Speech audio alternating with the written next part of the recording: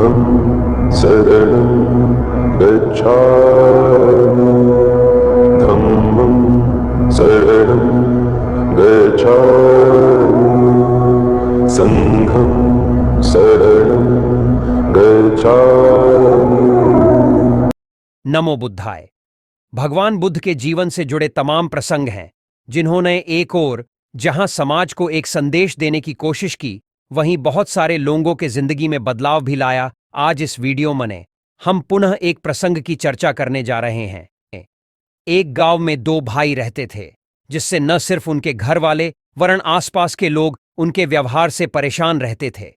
वे अपनी शैतानियों के लिए आसपास के क्षेत्र में कुख्यात थे। उन्हें दूसरों को परेशान करने में बड़ा आनंद आता था। वे हर समय किसी न किसी को परेशान करने में लगे रहते थे। गांव में लोग उनसे आजिज आ चुके थे। इतना ही नहीं, गांव के लोगों की शिकायत सुन सुनकर उनके माता पिता भी उनकी ऐसी हरकतों व व्यवहार के कारण बहुत दुखी रहते थे। गांव में वैसे उनके माता पिता का सम्मान था, इसलिए लोग उन दोनों का लिहाज करते हुए उन्हें समझाने की कोशिश करते थे।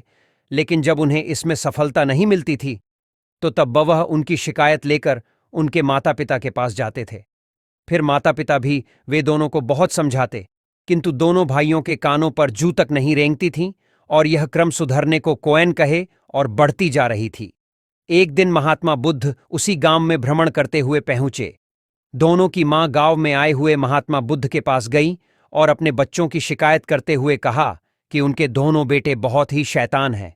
वह दिन भर लोगों को परेशान करते रहते हैं, जिससे जहां गांव के लोग परेशान हैं, वहीं मैं भी बहुत परेशान हूं। आप किसी तरह से मेरे दोनों बेटों में किसी भी तरह ईश्वर का भय भर दीजिए, जिससे यह उनके डर से शैतानी से बाज आए। महात्मा बुद्ध ने मां से दोनों को एक एक करके उनके पास भेजने को कहा।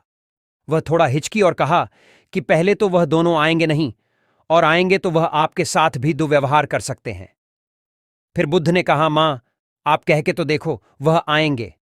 मां ने अपने पहले लड़के को महात्मा बुद्ध के पास भेजा। वह जाकर महात्मा बुद्ध के पास बैठ गया।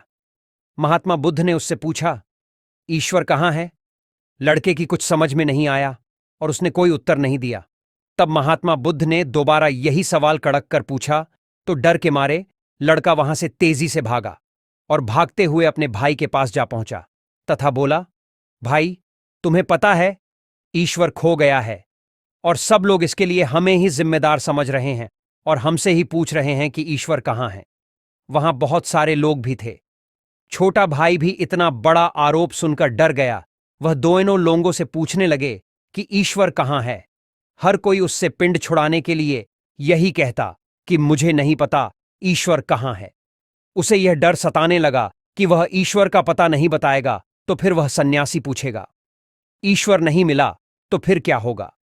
यही सोचते साचते दोनों ने उसी दिन से शैतानी करना छोड़ दिया और वह अब शांत रहने लगे।